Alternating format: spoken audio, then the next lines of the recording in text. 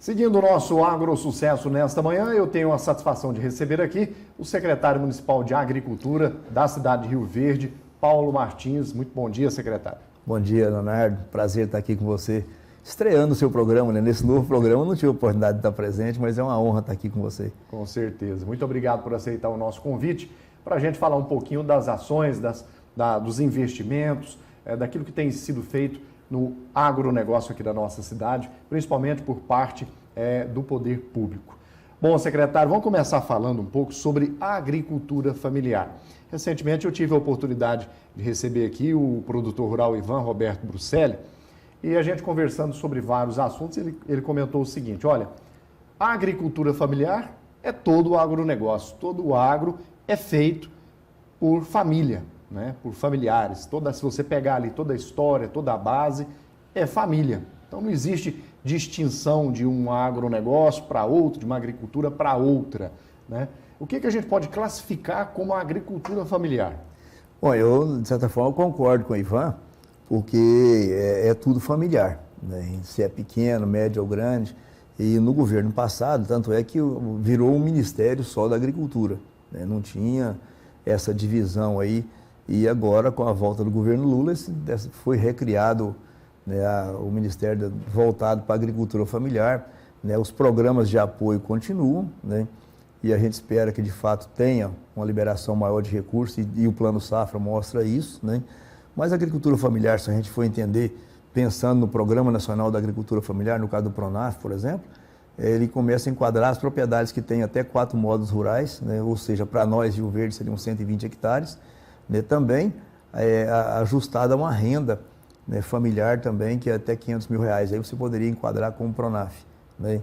E daí, a partir daí, algumas linhas de crédito diferenciadas com taxas menores, tanto para investimento quanto para custeio, né? Mas, enfim, existe aí uma dicotomia dizendo que 70% do alimento que vai à mesa é feito pelo pequeno produtor e, de alguma maneira, é a hortaliça, a fruta, é o arroz, que eu não diria que é só o pequeno que produz, né? O feijão, que muitos grandes produzem, né? Então, tem um pouco de falácia nisso daí, mas eu entendo que precisaria até de acabar com essa questão dessa divisão, porque isso acaba segregando partes. Agora, se for para incentivar, de fato, aquele que tem uma renda ou não tem uma renda garantida, né, isso é importante, ter programas que, de fato, viabilizam isso. Então, em tese, para a nossa região, são propriedades menores que 4 módulos rurais, ou seja, 120 hectares, e produtores que têm uma renda limitada aí até aproximadamente R$500 mil por ano, se enquadrariam como produtores da agricultura familiar. Existem mais benefícios para a agricultura familiar, para o pequeno, ou não? Olha, o dinheiro ele tem uma taxa diferenciada, uma taxa menor. Agora, qual que é o gargalo que a gente tem nisso daí? É como receber esse dinheiro. Porque as normas elas são claras, você não vai dar dinheiro para mim, né, sem que eu tenha uma garantia ou um aval. Então, um dos grandes entraves que a gente vê para o pequeno produtor tomar um crédito, muitas vezes, aquele que não tem a propriedade ou não tem um aval, ele acaba sendo, de alguma forma, limitado, porque ele não consegue esses acessos, né? Então, isso é uma das ações que o município tem feito para reduzir essas desigualdades, e aí entram as ações que a Prefeitura Municipal tem procurado fazer e vai fazer num programa maior, que é a implantação do Cinturão Verde de Rio Verde. Não sei se eu já tive a oportunidade de conversar com você em outros programas, né, mas principalmente na produção de hortaliças e frutas, Rio Verde não é autossuficiente. A gente tem um estudo recente mostrando que Rio Verde busca do Ceasa de Goiânia, de Brasília, Uberlândia, né, uma importação só dos grandes atacadistas da ordem aí de 10, 11 milhões mês de hortaliças e frutas. E se a gente conseguir internalizar isso aqui no município, quer dizer, só com essa produção aqui do município ou de regiões menores, aqui próximas, a gente vai gerar aí mais de 3 mil empregos diretos, que é um baita negócio para a economia do município, sem falar que aquele cidadão que compra as suas hortaliças, que vem comprar lá de Cuiabá, de Rondonópolis, vem a Goiânia buscar, pode economizar 400 quilômetros nisso, né? 200 na e comprar isso em Rio Verde. Então, o município tem procurado, já tem uma lei que incentiva, que proporciona que o município possa atender esses produtores de forma diferenciada, colocando lá, por exemplo, se a gente for colocar só de ações recentes, ano passado o município transportou 2.500 toneladas de calcário voltado para os pequenos, né, a custo zero, ou seja, nós buscamos o calcário e colocamos lá na propriedade. Ele comprou e a gente transportou. Transporta também esterco, adubo, né, enfim, tem ações voltadas para reduzir esse impacto. Às vezes o produtor não tem o crédito suficiente e aí o município entra fazendo esse aporte de alguma maneira, esse fomento, né? Então são ações do município nesse sentido. É algo muito interessante porque o pequeno e o médio têm determinadas dificuldades. E o grande também, né? Sim. Todos têm dificuldades, né? Exatamente. E para cada um, a prefeitura tem uma estratégia, uma forma de apoiar, né? Eu diria que o médio e o grande, o município dando condições de acesso à produção, de trafegabilidade, você já está resolvendo 90% dos problemas dos nossos produtores rurais, vamos dizer assim, convencionais. Que já né? entram estradas rurais, São estradas pontes. rurais, pontes, são ações que o município vem fazendo cotidianamente. Né? E para o pequeno, realmente, é um preparo de solo, né? É um plantio de pastagem, é uma máquina de colher silagem que vai lá e faz a silagem para ele poder alimentar o rebanho na seca. Enfim, são essas ações que o município tem feito, né? Diariamente a gente tem procurado atender. Então, no período de silagem, nós temos lá 2 ensiladeiras, que é o equipamento completo que vai lá e faz esse trabalho, colhe o milho, né, tritura e coloca no ponto e faz toda a compactação. O produtor apenas entra com a lona para cobrir. Então, são ações desse tipo que ajudam no pequeno produtor, que às vezes ele não tem o crédito para poder contratar esse serviço, mas tem um município que vai lá e faz e atende dessa maneira. Então, você faz uma limpeza, um cascalhamento de curral, né, faz também um aterramento, uma barragem, ajuda a recuperar uma barragem, um tanque de peixe. São ações que a Secretaria tem através das retas escavadeiras, do trator de esteira, né, um preparo de solo ou uma conservação de solo, quer dizer, eu preciso levantar um terraço e às vezes para reduzir uma erosão, mitigar um risco de erosão. Então são essas ações que o município vem fazendo. Né? Você vai chegar lá, Paulo, dá para fazer amanhã? Não, mas vai fazer. Você vai fazer um cadastro, fazer a solicitação, o nosso técnico vai lá na propriedade e vê de fato qual é aquela demanda. Né? Então a gente tem máquina e tratores a todo dia no campo dentro do município de Rio Verde. Para que esse produtor tenha acesso a isso, ele passa por uma fase muito burocrática ou não? É simples? É não, mais fácil esse acesso? É simples esse acesso, não tem. Ele vai lá, faz o cadastro, solicita o seu serviço. Né? Estava pela manhã agora com o produtor lá pedindo um atendimento, né, com reto escavadeira. A gente tem algumas limitações, às vezes, olha, de reto eu vou demorar um pouco mais a atender porque tem uma demanda alta, a máquina está quebrada e está arrumando. Né? Então, mas a burocracia é mínima. Quer dizer, a prioridade é o pequeno produtor, é aquele que, em tese, teria menos aí de 120 hectares, né? E uma renda... Então, essa triagem a gente faz. Não quer dizer que não atende o grande. Uhum. Né? Então, você tem uma esterqueira para fazer, produtor de leite e tal. Então, enfim, a prioridade é o pequeno. Então, quando ele leva a documentação, você já sabe, né, o enquadramento dele. Então, se é um grande, não estou dizendo que não vai atender. Tem disponibilidade? Podemos até atender, mas a prioridade, de fato, é para os pequenos, porque é onde a gente entende que há uma limitação, uma dificuldade maior de acesso a crédito, acesso a recursos. Né? Então, a Secretaria hoje ela tem uma equipe lá de médico veterinário, de engenheiros agrônomos, de técnica agrícola, que vão lá no campo, fazem essa avaliação prévia, né? Se é a propriedade que a gente já não conhece, né? Faz a identificação do qual é a demanda, que tipo de máquina vai poder fazer, e aí fazemos o agendamento e a gente consegue atender. Né? Na maioria das vezes, a gente consegue atender, sim.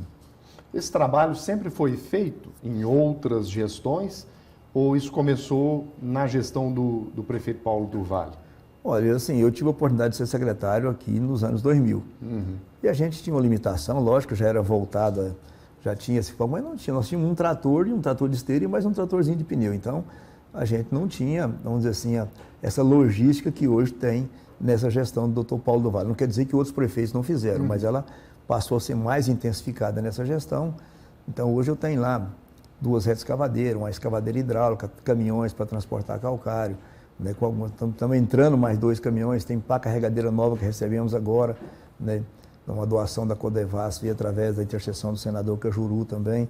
Enfim, então o maquinário hoje é maior, então a gente pode atender, temos 6 tratores aí rodando toda semana, quer dizer, o nosso pessoal de campo, é importante, Leonardo, dizer que eles vão para a fazenda na segunda e voltam na sexta. Não tem esse negócio de voltar todo dia para a cidade, eles estão lá, né, e vão ficar durante todo esse tempo, de segunda a sexta, no campo, para poder render mais e não perder esse tempo de ter que levar e trazer. Então, a gente tem essa, quer dizer, os nossos operadores de máquina estão disponíveis no campo o tempo todo.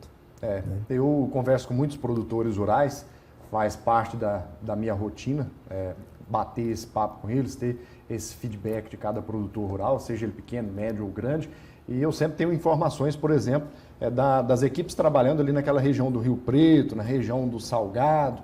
Então, isso aí realmente comprova o que o senhor está dizendo. Eu acho que o melhor feedback é esse, né? É o produtor, por exemplo, do Salgado, que no início da gestão do Dr. Paulo produzia ali 30 litros de leite diários, né? E com a interseção direta da Secretaria da Agricultura, através dos técnicos, das ações feitas em parceria com a própria Emater, que também nos ajuda na assistência técnica, esses produtores que tiravam aí 30 litros de leite, hoje estão tirando 300. Então há uma emancipação, eu acho que é essa a nossa função, de dar oportunidade para aquele que quer crescer, porque tem gente também que não quer. Não adianta você querer levar e a pessoa não quer.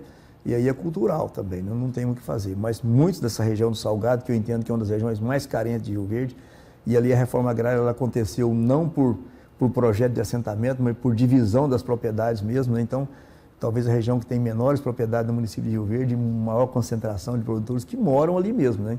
Então, é gente que é da terra, vive da terra, e são essas regiões, são essas áreas que eu acho que o município tem que internalizar esse apoio, né? Não só lá, mas em todas as regiões do município, que você pega da Ponte de Pedra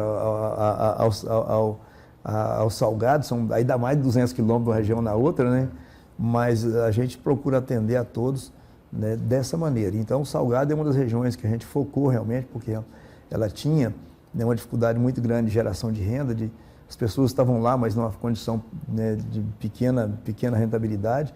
Tanto é que a prefeitura está melhorando os acessos para a região do Salgado, né? Então, aquelas 3 serras ali sendo trabalhadas, inclusive com a possibilidade de asfaltar os trechos mais difíceis, né? Mas está sendo feita, a Secretaria de Transporte tem atuado lá para melhorar o acesso, a trafegabilidade, para que as pessoas possam tirar a sua produção para Rio Verde, porque do contrário tinha que sair por Quirinópolis, né? Porque o acesso era complicado ali. Para quem não é aqui da cidade de Rio Verde, é bom a gente esclarecer que nós temos a Secretaria de Agricultura, né, que presta toda essa assistência para o produtor rural, e nós temos uma outra secretaria que cuida dessa parte de pontes, estradas, né, que já é outro secretário. Exato. Na verdade, a gente tem a Secretaria de Infraestrutura Rural, que cuida realmente de estradas rurais. O município possui em torno de 10 mil quilômetros de estradas rurais, né? É um desafio muito grande você manter essa trafegabilidade, né? Muitas pontes foram substituídas e ainda estão, acho que tem 6 pontes prontas para serem inauguradas, né? Todas pontes de concreto com largura mínima para passar plantadeira, colheitadeira, enfim. O município tem atuado muito nisso, nesse suporte com as 2 secretarias, né? Então, uma que cuida do transporte, da acessibilidade, e outra que cuida das ações voltadas para o atendimento ao pequeno produtor. Bom, secretário, o senhor está diariamente em contato com esses produtores rurais. O que o senhor tem percebido do pequeno e do médio nesses últimos anos? Nós temos produtores deixando a produção agrícola, vendendo suas terras, ou não? Estão conseguindo manter, estão conseguindo ampliar? Porque nós temos uma realidade em regiões do Brasil, do pequeno vendendo a sua terra para o médio, porque não está dando conta mais de tocar, o médio vendendo para o grande, né? Olha, Rio Verde eu acho que é um caso atípico, eu não diria que é atípico, mas aqui não tem ninguém vendendo terra. A verdade é que eu posso até vender, mas eu estou comprando maior e deslocando para outras áreas, porque a gente aqui, nós estamos limitados hoje pelo tamanho, pela área agricultável. Nós estamos plantando mais de 400 mil hectares, quer dizer, estamos plantando praticamente tudo aquilo que é agricultável no município, né? E aí você vê vendas às vezes, né? Não é porque não estou produzindo, é porque eu quero uma área maior para poder ampliar, minha família cresceu e tal. Então isso acontece. Mas os negócios de terra hoje são muito poucos. O município de Rio Verde praticamente não tem negócio. Quando alguém vende é porque está, né, optando por uma compra maior. Então, eu não vejo dessa forma, sabe? Eu acho que, e outra coisa, os últimos anos da agricultura propiciaram um aumento, uma rentabilidade razoável no campo, né? E o setor que realmente vem garantindo a renda e vem agregando renda, não só para o produtor, mas para a atividade, para a sustentação da economia do país, é o agronegócio. Então, o Rio Verde tem contribuído muito com isso, né? Não só o Rio Verde, como todo o Centro-Oeste, eu diria, né? E aí o que tem feito, eu vejo, é essa emancipação de muitos produtores que vão se capitalizando, conseguir. Lógico que a última safra nós não podemos dizer a mesma coisa, essa que nós acabamos de colher, porque nós plantamos com os custos mais altos e colhemos com os preços mais baixos. Mas isso faz parte do jogo, né? Não tem muito o que fazer. A arroba do boi baixou, a soja baixou, todos os produtos de certa forma baixaram, o mercado internacional está abastecido, então isso é do jogo, né? Mas dizer que suporta, nós tivemos crises piores no passado, né? Quem não se lembra aí dos anos 90, quando a gente plantava com um plano safra, colhia com outro, né? Então, eu diria que hoje, você fala, eu estou vendendo terra para pagar a conta, não. O produtor que nesse período aí não conseguiu se organizar, é porque aí tinha que sair do mercado por outras atividades, né? Mas fora isso, né, eu diria que o setor está, de certa forma, capitalizado, né? Não é o melhor dos mundos, mas é o que nós temos hoje. Muito bem, nós estamos conversando com o secretário de Agricultura da cidade de Rio Verde. É um café da manhã especial para você que está em casa, para você que está no trabalho, ter um panorama completo daquilo que está acontecendo no agronegócio aqui na cidade de Rio Verde. Bom, secretário, vamos falar um pouquinho sobre Plano Safra. Nós estamos acompanhando, pelo menos eu estou acompanhando, muitos produtores rurais dizendo que esse Plano Safra nosso é mais marketing do que realmente recursos à disposição do produtor rural. Como é que o senhor vê esse Plano Safra divulgado pelo governo federal? É marketing ou realmente é recurso à disposição de quem realmente quer contratar? Por enquanto é marketing. Eu diria que o anunciado, na prática, ele não tem se convertido lá na ponta, né? O que a gente tem visto é os bancos aplicando o seu próprio recurso, né, com uma taxa muito parecida com aquela anunciada pelo governo, mas os recursos do Plano Safra, na prática, até recentemente não haviam chegado, né? Então, a gente tem demandas, né, principalmente de armazéns, investimento no campo, a gente está com essa dificuldade tremenda. Você vai daqui para Goiânia, você vai ver milho a céu aberto, né? Então, são demandas grandes, né, recursos foram anunciados, mas até falar, olha, chegou? Ainda não. Contratou armazém? Me mostra aí se saiu algum. Não vi, né? Então, a linha, o anunciado é muito bom, né? Mas na prática a gente não tem visto isso, os produtores que falaram isso têm certa razão. Vai penalizar o produtor rural? Ou não, ele vai conseguir? Ele vai conseguir sobreviver, sabe? Por quê? Porque, como eu disse, de alguma forma existia uma certa capitalização. Mas isso é ruim, porque você deixa, às vezes, de pegar um juro, um recurso com uma taxa, né, garantida, com seguro rural atrelado, que é um dos grandes gargalos desse anúncio do Plano Safra, que não se aumentou o recurso para o seguro rural. Então, você acaba tendo um adicional muito alto do seguro, que muitas vezes inviabiliza o produtor de pagar um seguro naquele nível que ele gostaria de ter uma cobertura total da sua propriedade. As normas foram lançadas, mas os valores para o seguro rural precisariam de um aporte maior ainda. Esse é um dos gargalos desse Plano Safra. Se o dinheiro vier naquele valor anunciado, ele é até maior do que o que foi colocado no ano passado. Então, fica esse limite aí. Existe um gargalo entre aquilo que está anunciado e aquilo que está chegando lá para o produtor no banco. O que esperar da nossa próxima safra? Olha, se for pensar por isso, nós tivemos chuva abundante nesse final de semana, tivemos chuvas intensas aí, tem propriedade aí que está com mais de 65 milímetros já no acumulado, né? Quer dizer, mais um pouquinho já daria para plantar, e ainda falta um mês para começar o plantio, o nosso plantio na região, quer dizer, seria a partir de 25 de setembro, né, no caso de soja, que seria o carro-chefe nosso. Mas a expectativa não se pode prometer muito nesse momento, né? A gente vai, pelos analistas aí, o mercado de certa forma está abastecido, né? Mas não vamos parar de plantar por isso. Quer dizer, o que a gente tem que fazer, e o que eu diria para o nosso produtor é conseguir reduzir custos, né? Quer dizer, pensar realmente na compra dos insumos, né? Eu acho que isso é fundamental, né? De alguma maneira, com a agricultura de precisão, você pode reduzir a quantidade de insumos, né? Ter um manejo de alta tecnologia, né? E produzir. Acho que a produção ela faz a diferença, quer dizer, mesmo com preço baixo, se você tem produtividade e tem custos menores, você consegue, no momento de dificuldade, superar esse desafio aí, que é produzir num país com tantos impostos aí, né? E isso, de certa forma, faz do produtor brasileiro um herói, né? Porque boa parte da lavoura dele está a céu aberto, né? Não tem um seguro, né? Não tem um guarda-chuva que protege, mas ele continua produzindo, continua gerando emprego, continua gerando renda, né? E faz daqui, né, de Rio Verde uma cidade privilegiada, né? 1/3 das exportações de Goiás saíram daqui pela nossa ferrovia do ano passado. Então, é um avanço para nós e um benefício muito grande para Rio Verde. Secretário, nós estamos observando aí um grande debate sobre a questão da aviação agrícola, né? Nós temos aí São Paulo mais uma vez entrando com esses projetos, não é a primeira vez, nem a segunda, querendo regulamentar. Eles falam às vezes em até proibir a aviação agrícola, como ocorreu lá no Ceará, e a gente percebe muita gente falando sobre aviação agrícola sem entender o que é a aviação agrícola. Goiás também se discute esse projeto, né? Alguns deputados já colocaram isso para debate algumas vezes e o setor teme a proibição da aviação agrícola, o que seria muito ruim para o nosso produtor rural, né? Temos aí também a entrada de drones na pulverização agrícola. O senhor acredita que esse projeto vai avançar?